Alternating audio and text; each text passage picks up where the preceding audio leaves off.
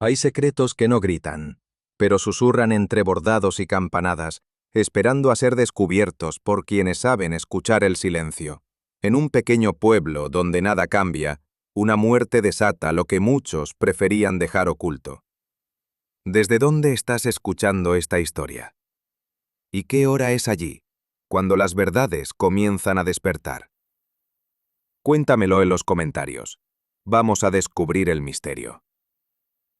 Llegué a San Esteban de las Viñas al final de una mañana apacible, cuando el sol comenzaba a colarse por entre las ramas de los almendros. Leonor me esperaba en el umbral de su casa con una sonrisa de las que apenas se notan, pero que guardan intacto el afecto de la juventud compartida.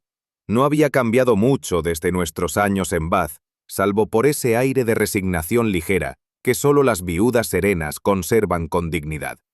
Tomamos el té bajo la parra. El mantel bordado olía a lavanda seca, y el aroma de membrillo cocido flotaba desde la cocina como una promesa pausada.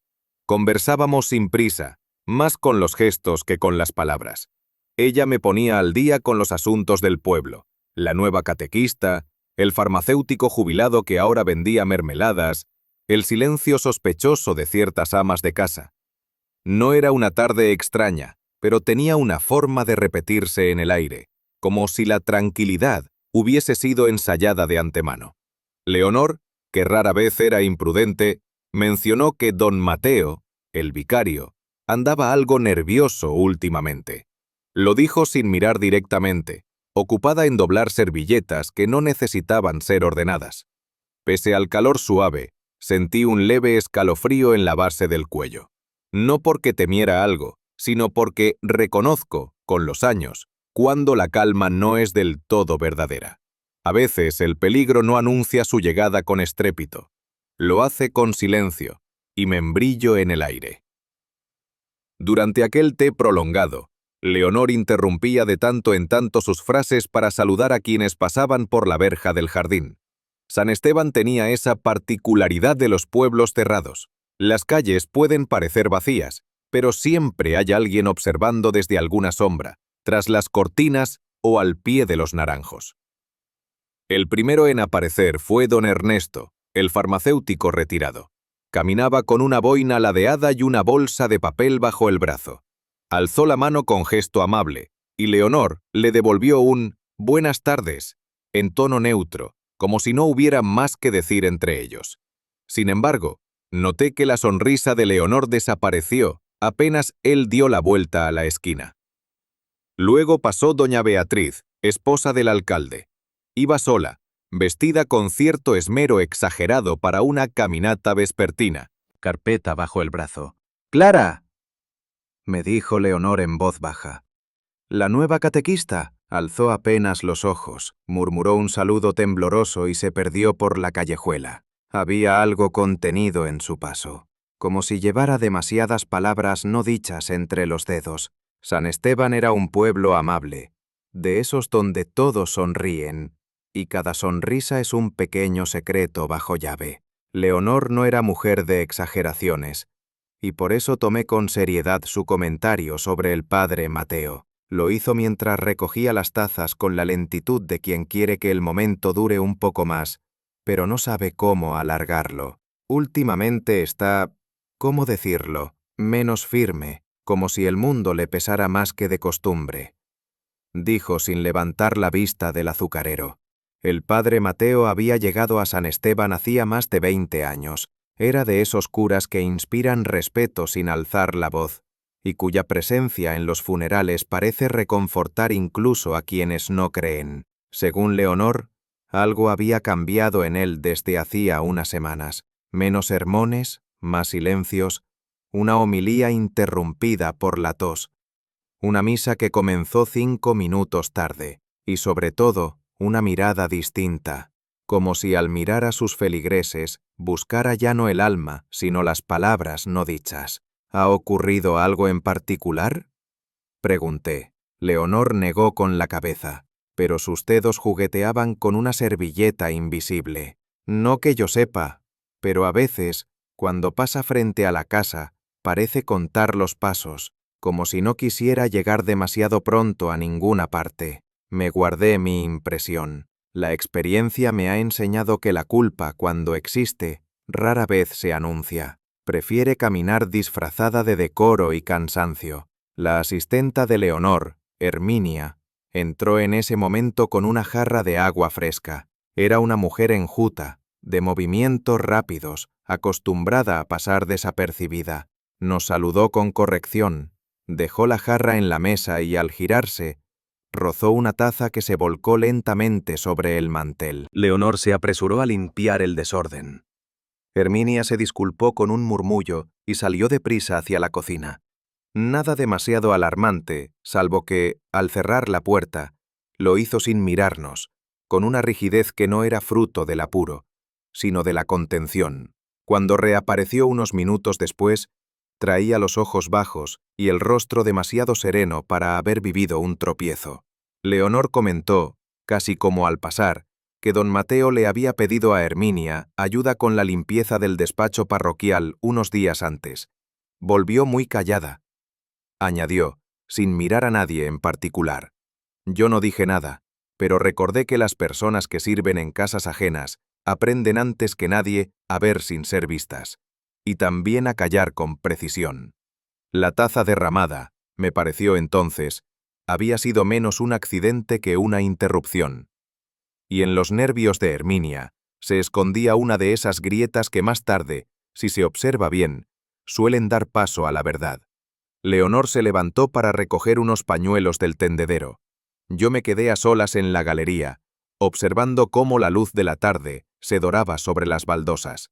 Fue entonces cuando sonó la campana del campanario. Un tañido. Después otro. Y otro más. Conté las campanadas. 8, 9, 10, hasta 12. Miré mi reloj de pulsera. Marcaba las 23:50. Leonor regresó con los pañuelos doblados sobre el brazo. ¿Escuchaste?, pregunté. ¿El campanario?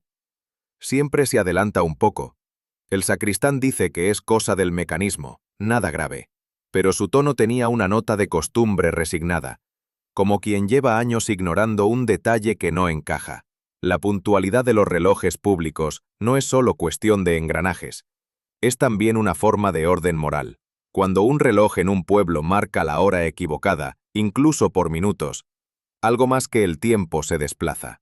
La rutina, la vigilia, las coartadas, todo puede deformarse bajo la apariencia de precisión. No insistí. Volví a sentarme. Observé cómo una hoja seca giraba en el suelo antes de quedar inmóvil. En San Esteban, incluso el viento parecía andar con cautela. 10 minutos adelantado, murmuré. No era una observación técnica, era una advertencia que el pueblo aún no había oído, y sin embargo, yo ya lo sabía. La hora del crimen había comenzado. A la mañana siguiente, no fue el tañido de la campana lo que me despertó, sino un rumor que flotaba entre las macetas del patio como una ráfaga seca de viento. Había algo en el ritmo del pueblo que se había roto, aunque aún no sabíamos exactamente qué. Leonor entró en la habitación sin... Tragedias llegan de puntillas, sin aspavientos, pero una vez que pisan tierra, la conmoción se extiende con una velocidad casi vegetal. Por raíces, no por caminos. Cuando bajamos a la cocina, ya había 2 mujeres en la puerta del jardín comentando en voz baja. Una de ellas, con el delantal aún húmedo por el lavado, cruzó una mirada rápida conmigo, y luego bajó la vista con una reverencia casi involuntaria, como si yo representara algo que aún no comprendían del todo. La sacristía, dijeron, había sido cerrada la noche anterior.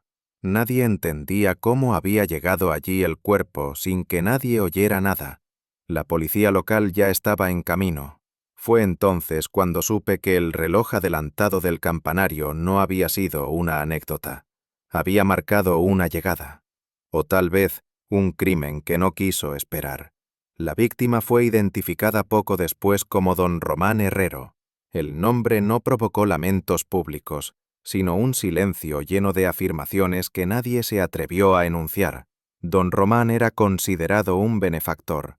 Había financiado las reparaciones del tejado de la iglesia, pagado de su bolsillo la imprenta del boletín parroquial y contribuido generosamente a la campaña contra la humedad en el cementerio. Pero su generosidad no era gratuita, ni suave. Cada favor llevaba consigo una deuda no escrita, una lealtad esperada. Y en San Esteban, eso se recordaba con una mezcla de respeto y resquemor. Había quien lo admiraba por su firmeza y quien lo temía por su lengua afilada. Yo, que nunca lo había tratado directamente, escuché ese mismo día al farmacéutico murmurar que el señor Herrero era de los que abrían la cartera, con una mano, y señalaban con la otra. Leonor, al saber que era él el fallecido, no expresó sorpresa, sino algo más próximo a una resignación. La muerte de un hombre como Román Herrero podía causar conmoción, pero no incredulidad. Tenía muchos admiradores, dijo Leonor al preparar una infusión para calmarse, pero ningún amigo. Era una frase sencilla, casi banal. Sin embargo, en ella cabía una verdad entera. Alguien que da mucho pero no inspira afecto, está más cerca de la tragedia que del respeto. Y quizás, en ese vacío, se escondía ya el motivo. La policía llegó al poco rato. No con grandes medios, sino con un cuaderno pequeño y un tono de voz firme. El teniente Soria, hombre enjuto de bigote bien cuidado, comenzó a tomar declaraciones sin aspavientos. No había prisa, pero tampoco cortesía innecesaria. Los testimonios, como suele suceder en los pueblos, fueron contradictorios y vagos. Todos habían escuchado algo, pero nadie había visto nada. Un perro ladrando a una hora inusual, un golpe seco, una figura que cruzó la calle bajo el reflejo de un farol, o quizás era solo el viento. Fue cerca de medianoche, dijo una anciana mientras apretaba los dedos sobre su bastón. Oí un portazo, pero pensé que era el sacristán. No era el sacristán. Él se encontraba fuera del pueblo desde la tarde anterior, cuidando a un familiar enfermo. Eso complicaba la línea de tiempo. Y dejaba una puerta abierta a cualquiera que supiera moverse en la oscuridad. Yo escuché cada declaración sin intervenir. En los matices del tono, en los silencios entre palabra y palabra, se cuelan verdades que los hechos aún no conocen. Todos querían ayudar, pero algunos tenían demasiado cuidado en lo que decían, como si recordar con precisión fuese más peligroso que olvidar. La noche había estado tranquila, demasiado tranquila. Y en esa quietud, tal vez alguien aprovechó para borrar sus pasos antes de que amaneciera. El padre Mateo llegó poco después, con su sotana polvorienta y el rostro pálido pero contenido. Se le veía cansado, como si la noche le hubiese durado más de lo permitido. Respondió a las preguntas del teniente con voz grave y medida. Cerré la iglesia a las 11:30. Revisé cada rincón. La sacristía estaba vacía. Sus palabras no temblaban, pero había en su postura una tensión apenas visible, como si luchara por mantener el aplomo sin traicionar el desconcierto. ¿Y la llave?, preguntó el teniente. Solo yo la tengo. Y estaba conmigo toda la noche. No había duda en su respuesta, pero sí algo en sus ojos que me detuvo. No era miedo, era una forma de pudor, como si no pudiera evitar pensar en algo que no debía decir. El cadáver fue hallado poco después de la medianoche, por un monaguillo, que fue a dejar unos cirios en la sacristía. La puerta, cordón policial, solo un respeto tácito por el lugar del suceso. El portón lateral estaba entornado, y el aire dentro tenía ese olor a madera húmeda y flores viejas que acompaña siempre a los templos. La sacristía estaba en penumbra. No crucé el umbral, pero me permití una observación desde la entrada. En la repisa junto a los candelabros, una vela estaba ladeada, como si alguien la hubiera rozado en la oscuridad. Y junto a ella, en el borde del aparador, vi una delgada capa de polvo. No sobre toda la superficie, sino justo donde terminaba la base del candelabro. Una huella. Incompleta, redonda, silenciosa. No era reciente, pero tampoco vieja, y nadie la había mencionado. Aquello no probaba nada, pero tampoco podía ignorarse. En los pueblos, como en las almas, el polvo se acumula donde no se mira. Me alejé sin decir palabra. El teniente estaba conversando con el sacristán, que acababa de regresar. Nadie me detuvo. Sabía que aún no era momento de intervenir, no antes de que el pueblo hubiera dicho todo lo que tenía que decir, y algo más que no diría por voluntad propia. Pero yo ya había escuchado a la campana, y ahora comenzaba a ver el resto. A medida que la mañana avanzaba, San Esteban volvió a llenarse de pasos, pero no de los habituales. Ya no eran idas al mercado ni saludos al cartero. Eran trayectos breves, imprecisos, destinados a pasar cerca de quien pudiese ofrecer un dato más, una palabra distinta, una versión nueva de lo que había ocurrido. Desde mi silla junto a la reja de la plaza escuchaba. Las voces no alzaban el tono, pero sí la urgencia. Dicen que tenía una nota en la mano. No, no era una nota, era una llave. Yo oí que llevaba guantes, guantes negros. ¿Y quién le ve guantes en plena noche? Había algo ritual en esos intercambios. Como si el crimen no solo hubiese manchado la sacristía, sino también el aire mismo del pueblo, y cada quien necesitara dejar su huella en esa niebla compartida. El panadero, la comadrona, la nieta del alcalde, todos sabían algo, o conocían a alguien que sabía algo, aunque nadie lo dijera con certeza. No es que mintieran, al menos no del todo. Era más bien que la verdad en San Esteban se cubría de barniz piadoso, y bajo ese barniz, las mentiras eran apenas deformaciones del miedo. Yo no preguntaba. Me limité a bordar en silencio una esquina de pañuelo que no necesitaba reparación. La experiencia me ha enseñado que en los pueblos pequeños, lo que se murmura dice mucho más que lo que se afirma. Fue en la carnicería donde escuché por primera vez el comentario de doña Angustias, mujer de voz aguda y convicciones firmes. Sostenía que pasada la medianoche había visto una figura encapuchada cruzando el jardín de la vicaría. No dijo persona, sino figura, con esa vaguedad conveniente que permite tanto sugerir como exculparse. Iba encorvada, y deprisa, como si quisiera evitar que la vieran. Una cosa muy rara, doña Leonor, se lo juro. Aquel relato habría sido más convincente de no ser porque minutos después, un joven aprendiz de herrero afirmó que esa noche, mientras caminaba por detrás de la iglesia, solo vio un gato. Uno grande, negro, que desapareció tras un seto. Las versiones se disolvían una sobre otra como velos mal puestos. Lo que para unos era siniestro, para otros era banal. Lo que parecía una figura podía ser una rama, o un animal, o un reflejo.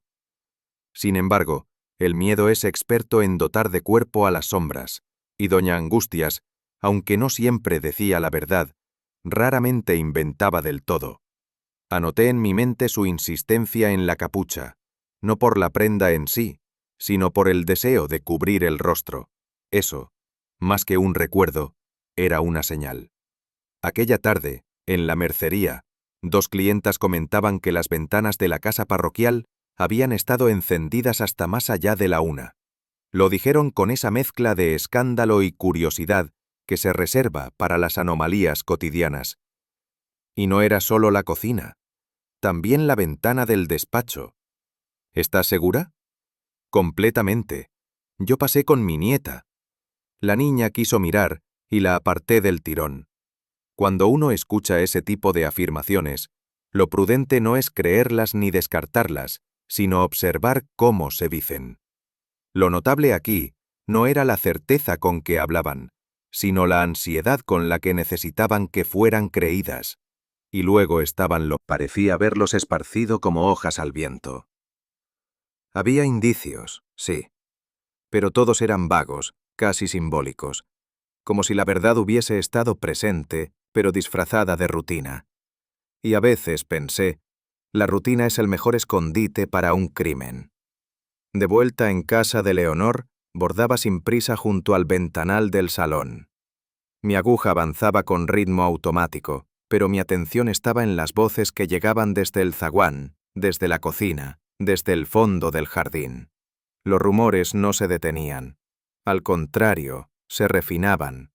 Ahora no se hablaba del crimen, sino de los gestos, de cómo don Mateo había temblado al entrar en la iglesia, de cómo Clara, la catequista, había evitado la mirada de todos durante el desayuno comunitario, de cómo Herminia, la asistenta, había limpiado el mantel sin necesidad. No había pruebas en esas palabras, solo matices, pero los matices, cuando se repiten, terminan dibujando una forma. Cada frase que escuchaba era como un hilo que debía separarse del resto. Algunos estaban teñidos por la imaginación, otros por el deseo de parecer útil. Pero unos pocos, muy pocos, tenían ese tono quebrado de quien dice más de lo que pretende. La verdad, en los pueblos, rara vez se presenta con pruebas, lo hace en forma de costumbres alteradas, de hábitos quebrados, y en ese momento, noté que los hilos rojos del bordado no coincidían con los que usaba Leonor habitualmente. Me pregunté, sin razón aparente, si Clara sabría bordar. El domingo, después de misa, me quedé un momento rezagada en la nave lateral. No por devoción, sino por intuición. Había algo en la forma en que Clara evitaba la mirada del altar que me perturbaba. Esperé. La vi caminar con paso rápido hacia la sacristía, sin hablar con nadie. Me acerqué en silencio, lo suficiente para no ser notada, pero no tan cerca como para ser indiscreta. Dentro no oí palabras, solo el sonido opaco de una vela al caer. Luego un sollozo seco, contenido, no el llanto de quien sufre, sino el de quien no puede sostener más el peso de lo callado. Clara estaba de espaldas, inclinada sobre la mesa donde se preparan los ornamentos. No lloraba como una víctima, ni como una testigo, lloraba como quien teme haber visto demasiado. No intervine. Observé y luego me retiré. Esa noche, mientras Leonor cerraba las ventanas del salón, mencionó que alguien había dejado una vela rota junto al confesionario. No parecía un accidente, dijo, más bien una fractura deliberada. Pensé en Clara, en sus pasos nerviosos, en sus manos tensas, en su silencio denso como la cera derretida, y supe, con esa certeza que no viene de las pruebas, sino de la experiencia, que aquella joven no era culpable. Pero había algo que no se atrevía, aún. Aún resonaban en mi memoria los sollozos de Clara y el crujido de la cera rota, cuando el rumor del día cambió de dirección. Fue el sacristán quien, al limpiar el confesionario de la nave izquierda, encontró un sobre cuidadosamente oculto entre los huecos del reclinatorio. No estaba sellado, pero sí cerrado con una precisión inquietante. Llevaba escrito un nombre: Don Román Herrero, nada más. El hallazgo fue llevado de inmediato al teniente Soria, quien examinó el sobre como quien sostiene una reliquia antigua, aunque sin devoción. Yo estaba cerca, observando desde el segundo banco. El sobre parecía limpio, sin dobleces ni manchas, pero su presencia en ese espacio, de recogimiento, de silencio, de supuesta verdad, era en sí misma un grito contenido. «¿No tiene sello postal?», murmuró el teniente, casi para sí. El hecho no era menor. Aquella carta no fue enviada, fue depositada, y lo fue en un lugar sagrado, como si su autor hubiera querido entregarla, no por correo, sino por conciencia. Nadie preguntó por qué no se encontró antes. Tal vez porque en los pueblos se asume que todo llegará a su hora, incluso las revelaciones. Y esa carta, sin saber aún su contenido, ya había cambiado algo en el aire, como si alguien, por fin, hubiera dejado de callar. El sobre fue abierto con discreción, pero en presencia de testigos. El teniente deslizó la carta con lentitud, como si temiera que el contenido escapara al menor movimiento brusco. Era una hoja sencilla, sin membrete, doblada en 3 partes iguales. El papel olía a encierro. A contención. Leímos la frase todos a la vez. No por voz, sino por gesto. El teniente no leyó en alto. Solo mostró resentimiento que fermenta. El teniente frunció el ceño. Preguntó, como quien cumple un deber, si alguien reconocía la letra.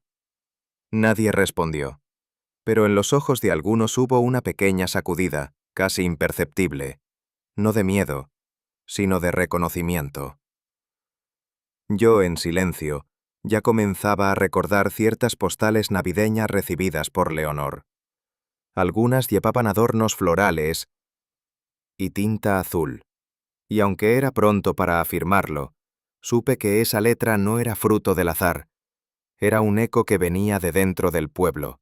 Esperé unos minutos antes de decirlo, no porque dudara, sino porque el momento aún no se había cerrado sobre sí mismo. Fue cuando el teniente murmuró que enviaría la nota a la capital para un análisis caligráfico. Si me permite, intervine con tono bajo. Creo que ya ha visto esa letra antes. Él alzó la vista con una mezcla de fastidio y atención. Sí, doña Beatriz, la esposa del alcalde, escribe sus felicitaciones navideñas con la misma tinta, y con idéntico cuidado por las curvas innecesarias. El comentario fue recibido con una mueca indescifrable. No fue tomado como acusación, ni siquiera como sugerencia, solo como una nota más en el margen de un cuaderno que aún no se empezaba a escribir. No insistí. Sabía que las conclusiones tempranas son veneno para las verdades silenciosas.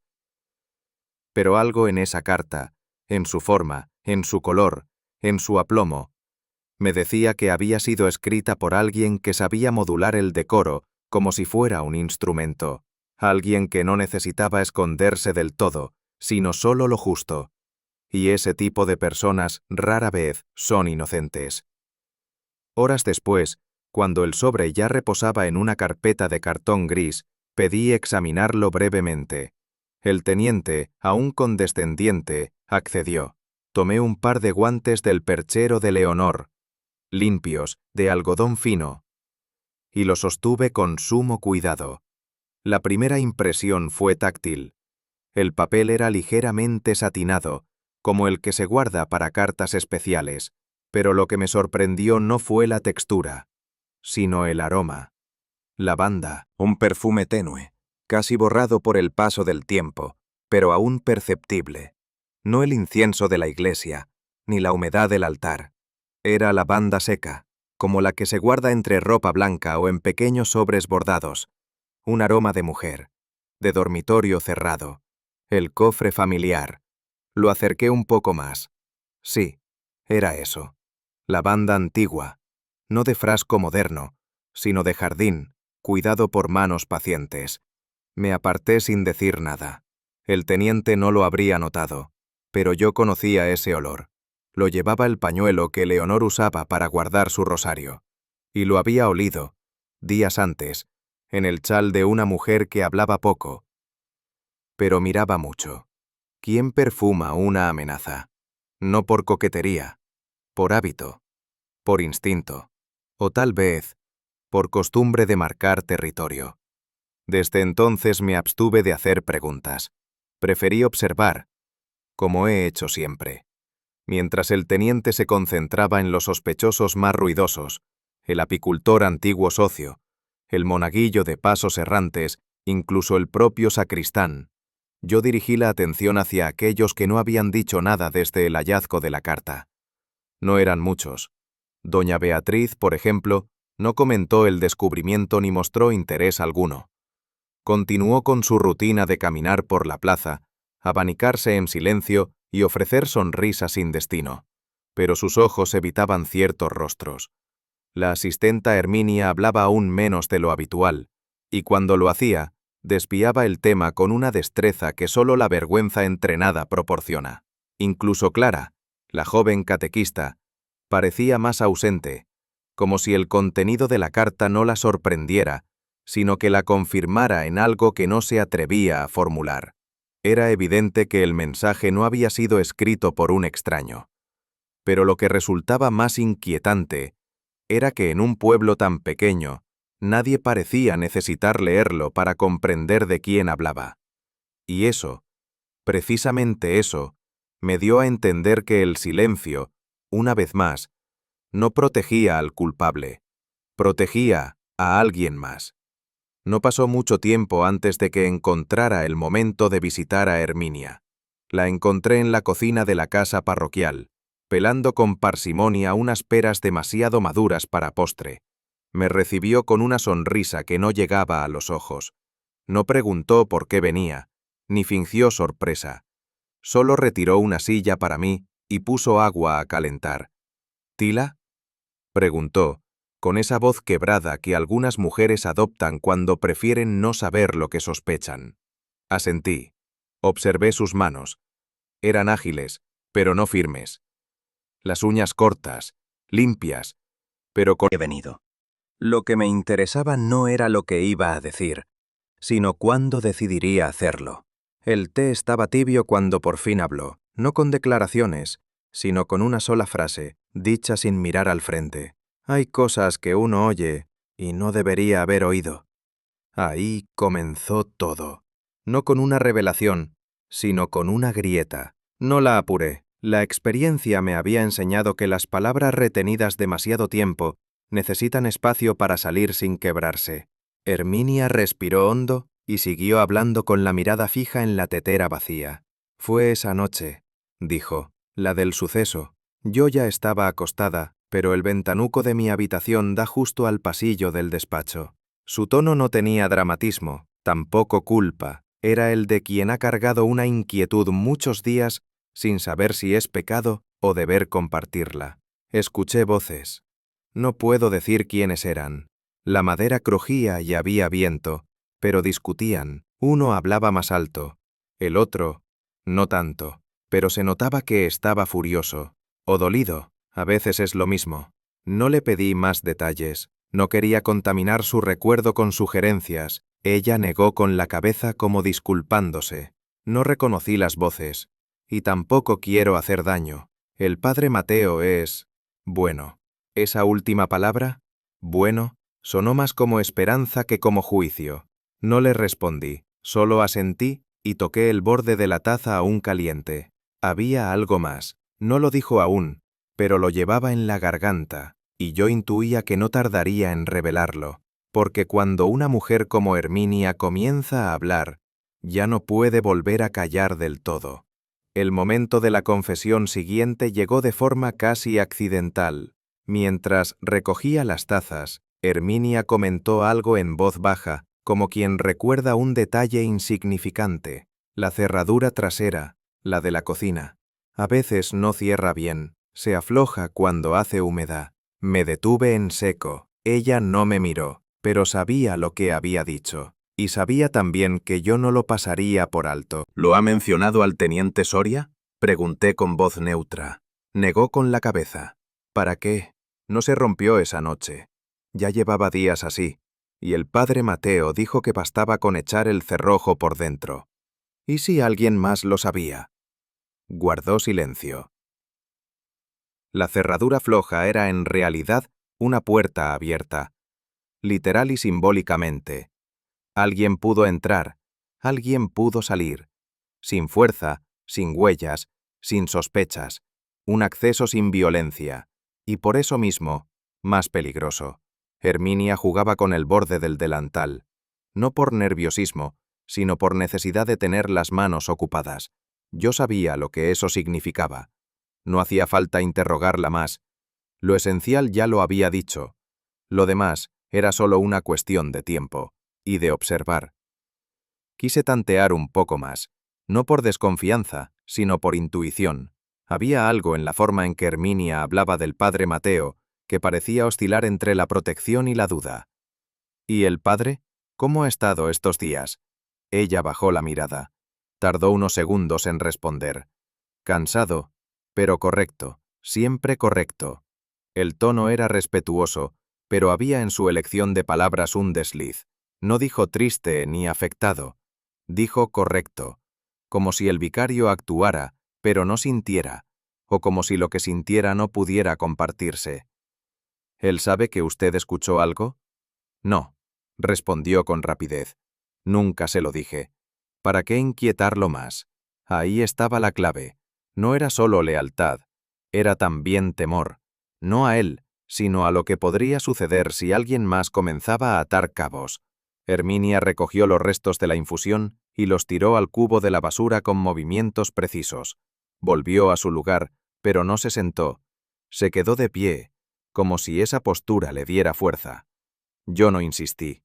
En San Esteban, los silencios no se rompen por presión, se deshacen por fatiga, y Herminia, aunque aún no lo sabía, ya estaba cansada de callar.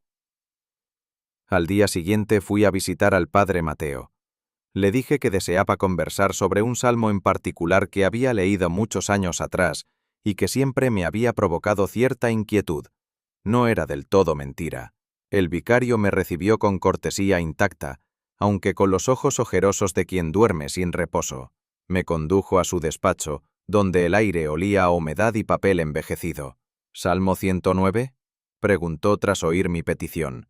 Sí, aquel que habla de los enemigos ocultos, de las palabras suaves en la boca, pero afiladas en el corazón. Sonrió con una incomodidad apenas disimulada y abrió su Biblia. La buscó durante unos instantes y frunció el ceño. Suspiro.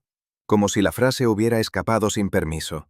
Nos quedamos en silencio un momento. Yo fingí observar una imagen enmarcada de la Virgen del Carmen. Él se levantó y fue hasta la ventana. No le pregunté más. La ausencia de aquella hoja no necesitaba explicación. Era un gesto cargado de sentido. Borrar una invocación, tal vez por culpa o por miedo a su eficacia. Y me pregunté sin juzgar aún, ¿fue un acto piadoso o una señal de conflicto interno que alguien había intentado ocultar con un rasgado exacto? Sabía que pronto lo sabría. La mañana del martes amaneció sin sobresaltos, con esa calma monótona que en los pueblos suele durar poco. Caminé hacia la iglesia con paso tranquilo, casi resignado, como quien ha aprendido que los enigmas raramente se anuncian a gritos.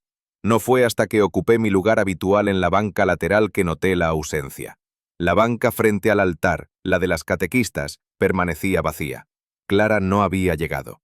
Al principio no se le dio importancia, algún malestar pasajero, quizás una visita inoportuna de sus sobrinos, pero a medida que los minutos avanzaban, el murmullo fue creciendo, como una corriente subterránea que amenaza con resquebrajar la piedra más firme. Tras el oficio, algunas feligresas intentaron llamar a su casa. Nadie respondió. Herminia fue la primera en comentar que Clara no solía faltar a misa, ni siquiera con fiebre. El padre Mateo frunció el ceño, pero no dijo nada. Yo no me alarmé, no todavía. La ausencia, cuando es tan rotunda, rara vez es casual. Pero lo que me inquietaba no era que Clara no estuviera, sino que nadie supiera por qué. Las bancas tienen memoria, pensé, y aquella, vacía por primera vez en meses, parecía contener más preguntas que espacio. Y las preguntas, en San Esteban, nunca quedan sin respuesta por mucho tiempo. Al caer la tarde, la inquietud se transformó en ansiedad. El teniente Soria organizó una pequeña búsqueda en los senderos de pino que rodeaban la colina. El bosque era tupido, aunque familiar. Nadie creía que Clara pudiera haberse extraviado allí. Pero los rumores, cuando brotan, rara vez se detienen por falta de lógica. Se decía que Clara había huido por vergüenza. Otros susurraban que había sido amenazada. Incluso hubo quien insinuó, con morbosa fascinación, que el crimen reciente había tenido más testigos de los que se sabía. Todos repetían lo mismo con palabras distintas. Clara sabía algo. Yo caminé cerca del grupo de mujeres que discutían en voz baja junto al lavadero. Escucharlas era como leer un diario íntimo mal cerrado. Cada frase revelaba más sobre sus temores que sobre la desaparecida. Una anciana, la señora Vidal, sentenció sin mirarme. Cuando una mujer desaparece sin decir palabra, es porque se lleva un secreto. Me retiré antes de que las conjeturas se volvieran impertinentes. No me interesaba lo que imaginaban los demás, sino lo que Clara había decidido no decir. Porque yo ya presentía que no estaba perdida, ni muerta, solo ausente, y en esa decisión, en ese silencio elegido, Había algo mucho más difícil de encontrar. La noche trajo más voces que certezas. Algunos aseguraban haber visto una figura en el sendero viejo. Otros decían haber oído un portazo cerca de la vicaría. Pero yo no creí ninguna versión. Las urgencias ajenas no alteraban mi pensamiento. Pasé la tarde en casa, ordenando papeles que ya conocía de memoria, como quien espera que el orden externo calme una inquietud interna. La imagen de Clara, con su paso rápido y su gesto de concentración, volvía a mí con insistencia. No era una mujer débil, tampoco impulsiva. Si había desaparecido, lo había hecho con propósito. Pensé en la banca vacía, en el silencio del padre Mateo, en el susurro inconcluso de Herminia. Todo parecía girar alrededor de una ausencia más antigua que la de Clara, la de la verdad completa. Mi convicción era clara. Clara no estaba perdida ni en peligro físico. Estaba escondida, pero no por miedo a alguien, sino a algo dentro de sí misma, a una culpa, tal vez, o a una verdad que no sabía cómo nombrar. Y sabía también que, si quería encontrarla, no debía buscar en el bosque, sino en sus costumbres. Allí donde una mujer guarda lo que no puede decir, ahí suelen estar las pistas. A la mañana siguiente, me dirigí a la habitación de Clara con la excusa de llevarle unos bordados olvidados. Herminia me franqueó el paso con resignación, sin preguntas. No era raro que yo apareciera. Encajaba del todo. Lo abrí con suavidad. Dentro todo parecía en orden. Agujas, dedales, pequeños retales, pero en un compartimento lateral encontré algo que no esperaba. Un pañuelo cuidadosamente doblado, de lino fino, bordado con esmero. Las iniciales eran claras, RH. Me quedé inmóvil. Ese pañuelo no podía pertenecer a Clara, y sin embargo allí estaba. Guardado, no escondido, no con la torpeza de quien quiere disimular, sino con la reverencia de quien no se atreve a dejarlo ir. Pensé en Román, el sacristán, en la carta amenazante, en las palabras no dichas, y me pregunté, ¿qué une a Clara con un hombre asesinado y una verdad que parece deshilacharse entre costuras? El pañuelo no decía nada, pero lo decía todo. Seguí revisando el costurero, esta vez con más atención. No buscaba nada concreto, pero confiaba en ese instinto que rara vez me fallaba. Era como coser. Una puntada lleva a la otra, y al final, la forma aparece. Entonces lo noté. Faltaba una madeja. El espacio vacío era pequeño, pero inconfundible. Las demás estaban alineadas con esmero. Azul marino, blanco marfil, verde seco, todas en su lugar, excepto una. La etiqueta marcada con lápiz decía rojo carmesí. Recordé de inmediato la nota anónima. Lo que hiciste no quedará impune. Escrita en tinta azul. Pero la tinta no era lo único importante. El sobre, sí, el sobre olía a lavanda, y la letra, demasiado cuidada, demasiado pausada, pero también demasiado reciente. Y ahora este hueco, este pequeño espacio donde debía estar el hilo rojo, ¿había cosido Clara la amenaza? ¿O solo la había visto, tocado, sostenido en silencio? No sabía aún cómo, ni por qué, pero sentía que la costura de esta historia no estaba hecha para durar. Se deshacía al menor tirón. Y Clara, escondida en algún rincón de San Esteban, era la única que podía revelar el último patrón. Solo había que esperar a que saliera del refugio al que su conciencia la había empujado. Acompañé al teniente Soria de nuevo a la iglesia al caer la tarde.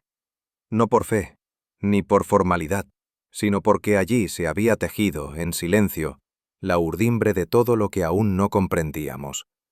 El aire conservaba la tibieza de las velas apagadas y un olor vago a incienso viejo. Los bancos, vacíos, devolvían un eco blando a cada paso que dábamos. Nos detuvimos cerca del altar mayor, donde los vitrales apenas filtraban la última luz. El teniente no hablaba mucho, pero sus ojos recorrían el lugar con atención mecánica. Yo, en cambio, me fijaba en las ausencias, en los sitios que nadie mira porque siempre han estado ahí. La brutalidad tiene un modo muy preciso de infiltrarse. Dije en voz baja. Lo hace donde nadie piensa buscarla. El teniente asintió, sin emoción. Su cansancio era de otro orden. El que nace cuando los hechos no encajan en el marco legal, sino en uno moral, mucho más difícil de probar.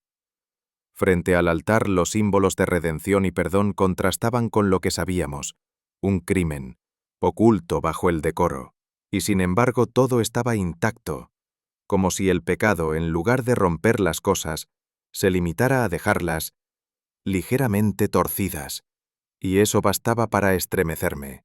Fue el teniente quien lo mencionó, sin intención de subrayar nada.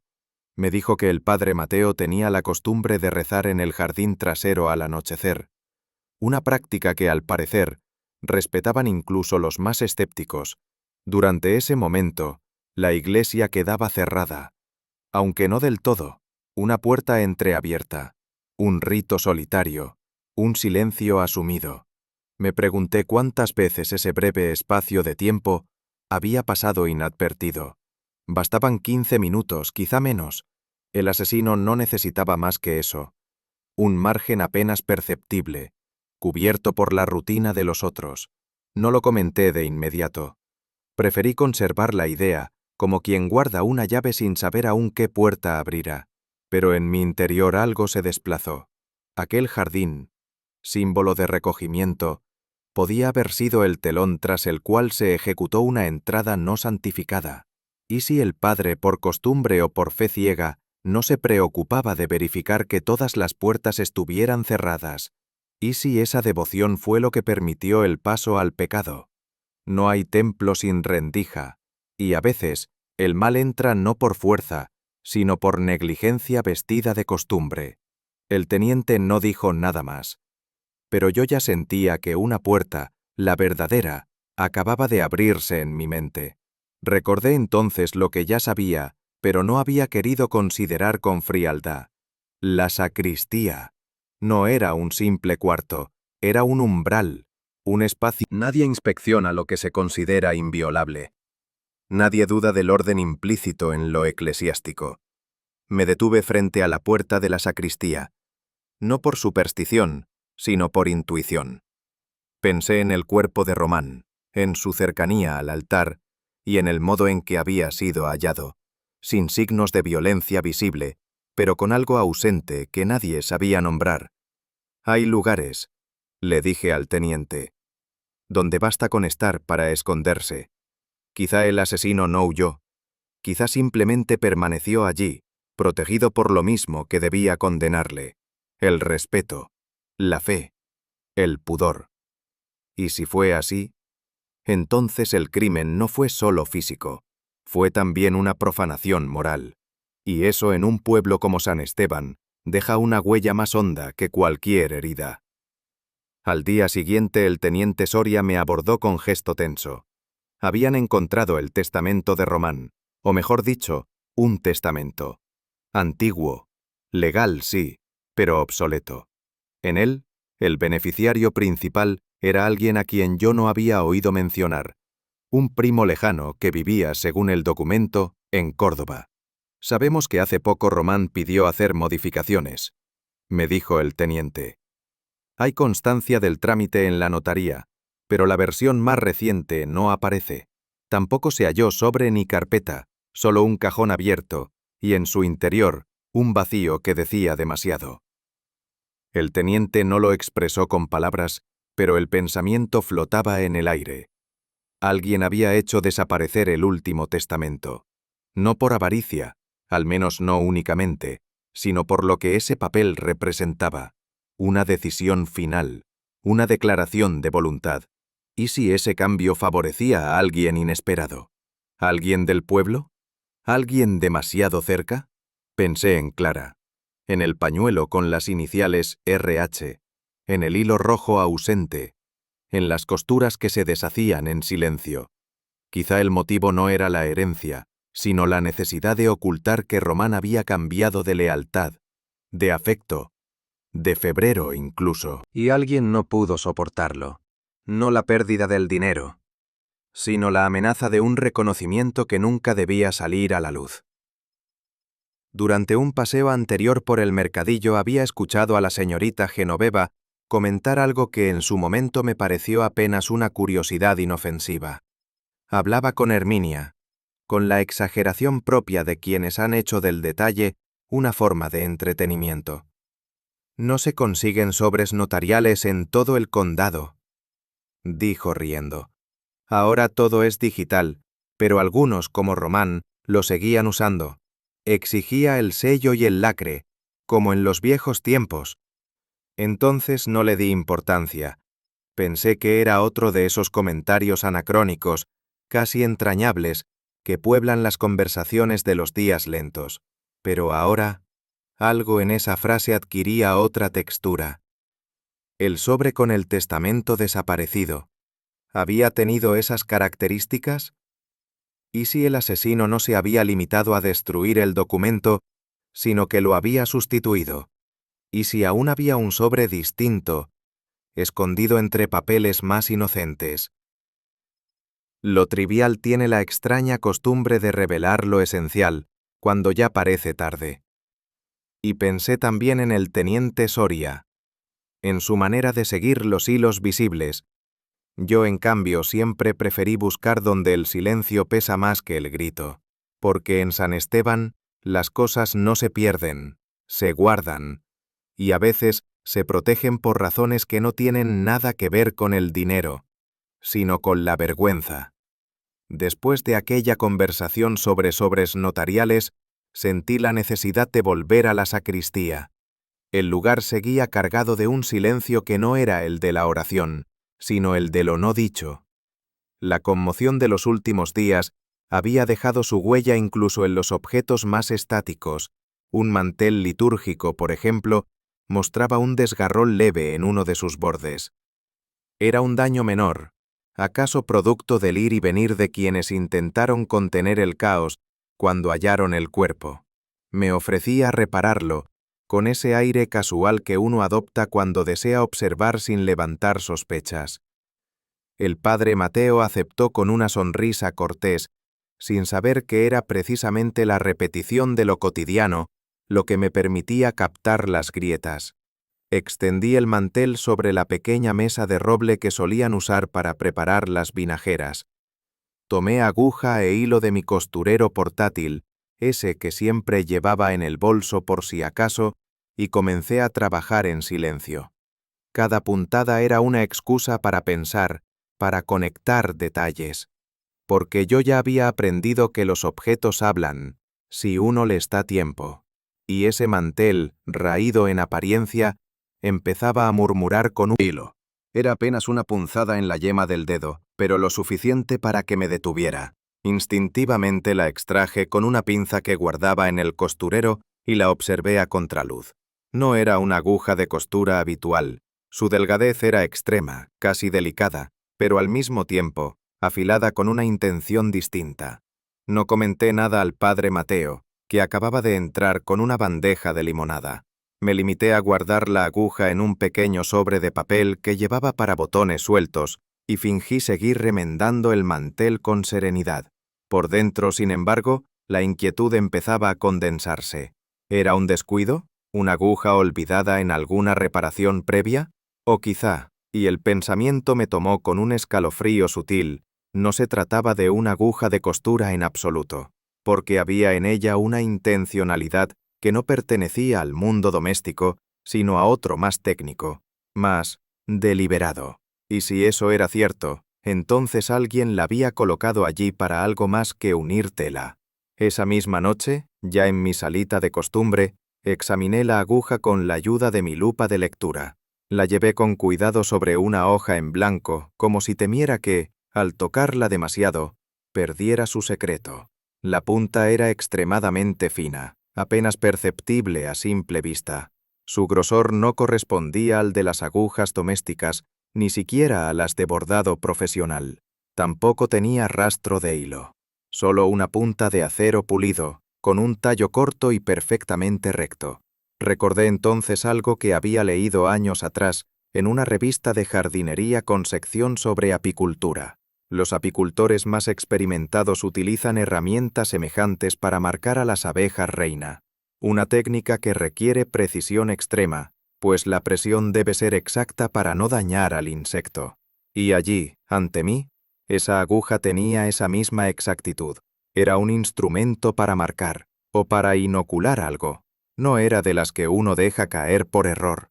Se coloca, con intención, con cálculo. El mantel, entonces, no era solo una prenda litúrgica dañada, sino un soporte, un escenario cuidadosamente elegido. Y si esa aguja había estado allí durante la ceremonia, si alguien había tropezado con ella, entonces ya no hablábamos de accidente, hablábamos, quizá, de advertencia. Recordé, casi sin querer, una conversación escuchada meses atrás en la tienda de comestibles. Doña Matilde mencionaba que don Ezequiel Ríos, el hombre de voz grave y ojos claros, seguía cultivando abejas en un terreno apartado, cerca del arroyo. Es su manera de no hablar con nadie, había dicho. No era una frase amable, pero tampoco malintencionada, solo una observación de pueblo, nacida de años de silencios acumulados. Más tarde supe que don Ezequiel había tenido un pequeño negocio de miel con don Román. Un emprendimiento que terminó mal, según las habladurías, por cuestiones de administración. Román quería ampliar, industrializar. Ezequiel, en cambio, prefería la lentitud artesanal de sus colmenas. Dos visiones del mundo, una fractura que pareció cerrarse con el tiempo, pero que tal vez no lo hizo del todo. Me pregunté si alguien que conoce el comportamiento de las abejas, que distingue las reinas por su abdomen, que manipula herramientas tan delicadas como esa aguja, sería también capaz de usarlas fuera del panal, en un entorno igualmente jerárquico, como lo era la Iglesia. Después de todo, entre Román y Ezequiel, había existido un tipo de competencia que no se nombra, pero se siente. Y si una colmena puede cambiar de reina, ¿qué pasa cuando la reina es marcada por manos humanas? En la feria del pueblo, cada quien tenía su ritual. Los niños pedían nubes de azúcar, las madres regateaban en los puestos de hortalizas, y los mayores intercambiaban recetas antiguas como quien pasa contraseñas. Me acerqué al pequeño puesto de dulces artesanales, atendido, con aparente desgano, por don Ezequiel. Sus movimientos eran precisos, casi quirúrgicos. Usaba unas pinzas finísimas para acomodar caramelos en pequeñas cajitas de madera barnizada, uno a uno, sin rozarlos, sin romperlos. No había temblor en sus dedos. Ningún gesto impreciso. Lo observé durante largo rato, como quien espera que un tic involuntario revele algo. Pero nada. Solo el método silencioso de alguien que lleva años entrenando sus manos para tareas minuciosas. El mismo tipo de manos que podrían insertar una aguja en un mantel sin dejar rastro visible. Me acerqué con pretexto de comprar regaliz. Él me reconoció, pero no sonrió. Solo dijo: «No hay prisa. El gusto, como la miel buena, necesita reposo». Le pagué, agradecí, y me alejé con más preguntas. Román. Me marché de la feria sin volver la vista atrás. No porque temiera encontrar una mirada que me delatara, sino porque necesitaba que mi mente caminara más deprisa que mis pasos. Aquella aguja, aquellas manos, aquel gesto tan limpio, todo apuntaba en una dirección. Pero no era una flecha, sino un laberinto. Esa tarde, sugerí al teniente Soria que invitáramos a algunos de los parroquianos más cercanos a don Román a una pequeña reunión en la vicaría. Usé un tono neutro, casi anodino, como si fuera una sugerencia social más, de esas que se ofrecen con té y bizcochos. Él asintió sin preguntar demasiado. En el fondo, empezaba a comprender que el camino hacia la verdad en los pueblos no se abría con órdenes, sino con paciencia. Poco antes del anochecer, en el salón del vicario, lo reuní a todos. Don Ezequiel, doña Úrsula, la señorita Clara, incluso el joven Felipe, que había sido monaguillo hasta hacía poco. Nadie parecía particularmente incómodo, pero todos sabían que no era una visita informal. Me senté en el extremo del sofá más cercano al ventanal. Esperé a que el silencio se asentara, y solo entonces dije, con una sonrisa serena: Creo que ha llegado el momento de poner en orden algunos hilos sueltos, y de preguntarnos por qué, en este caso, no hay sangre, pero sí mucha tela rasgada. Tomé la taza con ambas manos, como si necesitara el calor para sostener el hilo de mis pensamientos. No miraba a nadie en particular. Hablaba como quien recuerda en voz alta, sin urgencia. He estado dándole vueltas a ciertas cosas, dije. Por ejemplo, ese pañuelo bordado que alguien dejó olvidado en la sacristía. Tenía las iniciales C.V. Y sin embargo, cuando lo mostré, nadie lo reclamó. También me llamó la atención la tinta azul usada en un documento de la parroquia, cuando todos sabemos que don Román solo firmaba con tinta negra. Una manía suya, casi supersticiosa. Y luego, claro, está esa hoja arrancada del libro de registros, justo el día del fallecimiento, una hoja cuya ausencia nadie parece haber notado. Nadie interrumpió. Solo el leve sonido de una cucharilla contra la porcelana. No son cosas importantes por sí solas.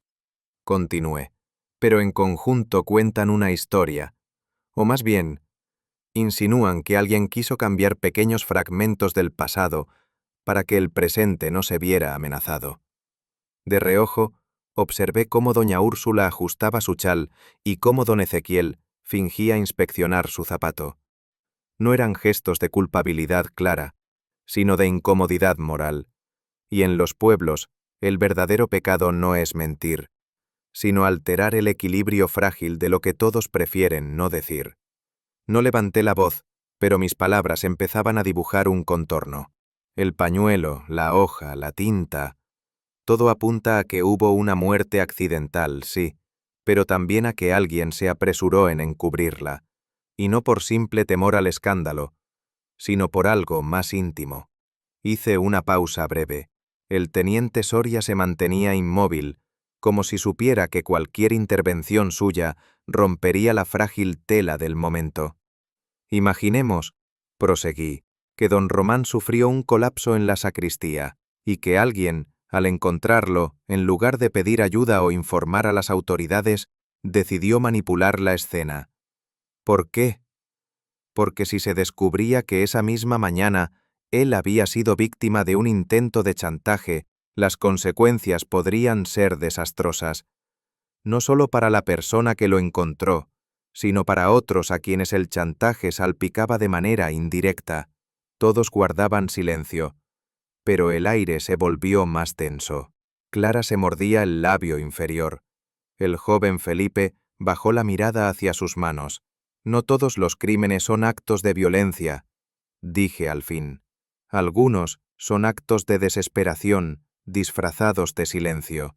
Y aquí, alguien prefirió arriesgar su integridad antes que permitir que un secreto ajeno, doloroso y antiguo saliera a la luz. Y ese tipo de elección no se toma por conveniencia, se toma por amor o por vergüenza. No me moví. Solo observé.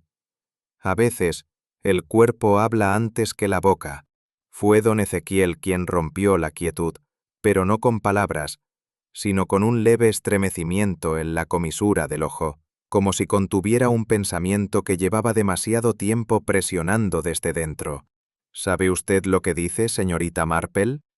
Preguntó con una voz áspera, que pretendía firmeza pero sonaba fatigada. Asentí sin perder la calma.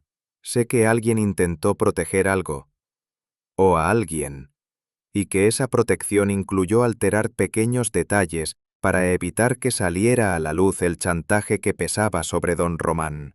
Un chantaje que no necesitó hacerlo. Don Ezequiel cerró los ojos un instante. Cuando los abrió, había en ellos una forma de resignación que solo se encuentra en quien ha cruzado demasiadas veces la frontera entre el deber y el miedo. Sabía que había llegado el momento de hablar, pero no por presión, sino porque ya no le quedaba nada por callar. Fue el silencio de Clara el que desató lo inevitable.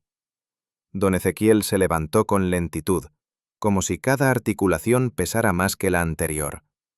Sus ojos buscaron los míos, y por primera vez, desde que lo conocía, No vi en ellos ese barniz de frialdad que usaba como escudo. Lo que vi fue ternura y agotamiento. No lo maté, dijo simplemente. Nadie se lo había acusado directamente, pero todos entendimos a qué se refería. Fui a la sacristía para devolverle unas escrituras. Habíamos discutido, sí, pero hacía semanas que no hablábamos de eso. Él estaba pálido, cansado, apenas dijo nada. Se inclinó para recoger algo del suelo y se desplomó. No reaccionaba. Tuve miedo. Pensé que lo iban a culpar. ¿Culpar de qué?, preguntó el teniente Soria, aunque ya intuía la respuesta. Del chantaje, no a él, a otra persona, a alguien que había confiado en él para guardar un secreto y que se había convertido en rehén de su propio pasado. Yo sabía lo que eso podía hacerle. Así que quité la hoja del registro, cambié el bolígrafo y coloqué el mantel. La aguja fue torpeza, no maldad. Nunca imaginé que alguien la encontraría. Lo dijo sin lágrimas, pero su voz tenía la densidad de quien ha llorado demasiado tiempo por dentro. Yo lo observé con una compasión que no excluía la verdad, porque a veces lo que se encubre no es un crimen, es el dolor de otro, y sin embargo, ¿puede el perdón coexistir con la justicia cuando la verdad huele a lavanda y suena a culpa contenida? La confesión no ocupó titulares. En este pueblo, los escándalos no estallan, se filtran. Como agua tibia bajo la puerta, se deslizan sin hacer ruido, pero dejan las baldosas marcadas para siempre. Al día siguiente, todo parecía en su sitio. Las campanas sonaron a su hora, el panadero saludó con su acostumbrado ademán y los niños corrieron tras la pelota junto a la fuente. Pero algo había cambiado. Lo noté en la forma en que la señora del colmado evitó preguntar por Clara, o en el modo casi ritual con que el boticario limpió sus frascos, como si limpiara también pensamientos. Las palabras elegidas eran suaves, pero las pausas entre frase y frase se habían alargado. Y en los saludos, más que cordialidad, se respiraba cuidado. No se hablaba de lo ocurrido, pero tampoco se fingía olvido. Era un equilibrio particular, el de los pueblos que han aprendido que el castigo no siempre se administra con dureza, sino con memoria colectiva. Y así, entre fachadas silenciosas y cocinas llenas de cucharas removiendo lentamente, el nombre de don Román fue desplazado con respeto, no con prisa. Nadie osó juzgarlo. Pero tampoco nadie lo defendió. Había comenzado esa etapa en la que no se necesita hablar para saber que todos han entendido lo necesario. No hubo campanas especiales ni bienvenida anunciada. Clara regresó una tarde cualquiera, cuando la luz ya comenzaba a dorar los tejados. Llevaba un vestido gris, tan sencillo como su gesto. No se dirigió a la sacristía ni a casa de nadie. Entró por la puerta lateral del convento viejo, la que da al huerto, y pasó desapercibida. Casi. Pero en los pueblos, todo lo que no se anuncia se comenta más.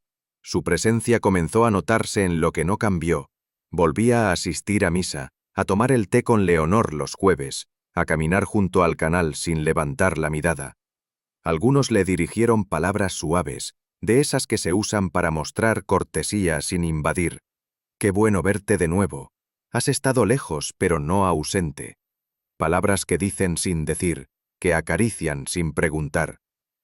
Y sin embargo, las miradas eran otra cosa. Había en ellas un acuerdo implícito, no hacer preguntas cuyas respuestas ya se conocían, o quizás no se necesitaban. Porque Clara no era una heroína ni una culpable. Era apenas una pieza más en una historia que nadie quería desenterrar del todo.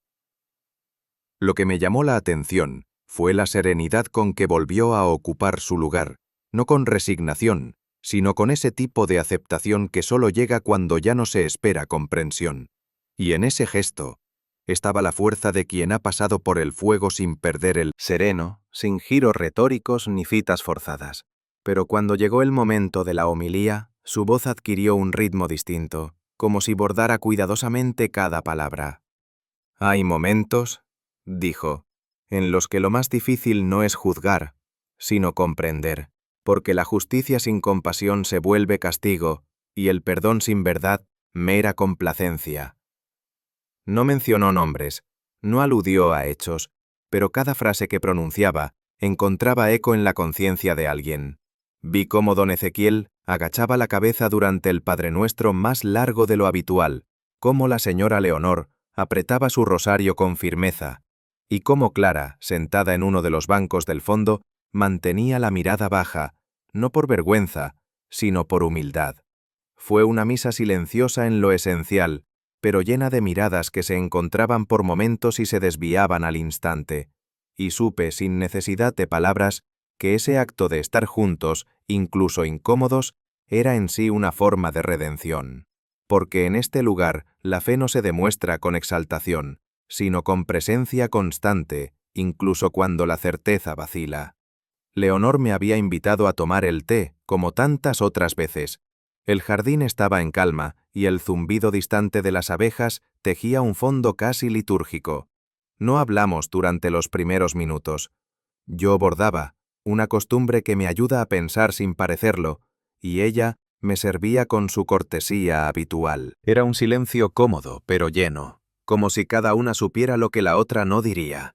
Al cabo de un rato, Leonor dejó la tetera a un lado, tomó su taza y sin mirarme directamente murmuró: «Lo que se oculta a la vista suele estar en la costura». No respondí, solo asentí muy levemente, como quien reconoce una verdad conocida y sin embargo necesaria de escuchar otra vez. Seguí bordando, y en cada puntada había algo más que hilo. Había tiempo contenido, palabras no dichas, y una complicidad que no necesitaba más frases. Leonor sabía que yo no deseaba agradecimientos, y yo entendía que ella, sin decirlo, me los ofrecía. En los pueblos, la amistad verdadera se mide en lo que se calla con respeto, no en lo que se declara. Y en ese jardín, entre té y glicinas, comprendí que el cierre de una historia no siempre requiere una conclusión. A veces basta con una mirada que comprende y una frase que deja eco. Me despedí esa mañana temprano sin demasiados gestos. El tren no pasaba hasta la tarde, pero preferí caminar un poco como suelo hacer cuando siento que algo ha llegado a su fin, sin necesidad de ser subrayado. El pueblo se desperezaba con lentitud. Una niña saludó con la mano mientras su madre sacudía un mantel desde la ventana. El aire olía a pan y a algo más, a un tipo de sosiego que no es alegría, pero se le parece. Al pasar por la plaza, levanté la vista casi sin querer hacia el campanario. Y entonces lo escuché. El tañido. No era la hora en sí lo que me sorprendió, sino la precisión. Desde que llegué, el reloj del campanario se había adelantado o atrasado, como si estuviera siempre fuera de ritmo con lo que ocurría. Pero esa mañana marcó las 8 en punto. Ni antes ni después.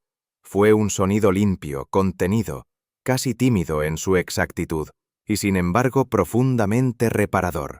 Sonreí, porque hay cosas que no pueden forzarse, ni las confesiones ni las reparaciones, ni siquiera el tiempo. Cuando todo vuelve a su lugar, aunque sea un lugar nuevo, se siente. No hace falta confirmación externa. Basta una campanada a su hora para entender que lo esencial ha sido restaurado. Y así, entre una puntada bien hecha y un reloj que por fin da la hora justa, supe que podía irme. Porque en los pequeños gestos, en lo que nadie mira, es donde vive siempre la verdad. A veces el crimen no se esconde en la oscuridad, sino en la rutina de un pueblo, que prefiere no mirar demasiado de cerca. Y sin embargo basta una aguja, una palabra fuera de lugar, o el tañido exacto de un reloj para que la verdad despierte. Miss Marple lo sabía. Lo que parecía insignificante era en realidad la clave. ¿Y tú? ¿Crees que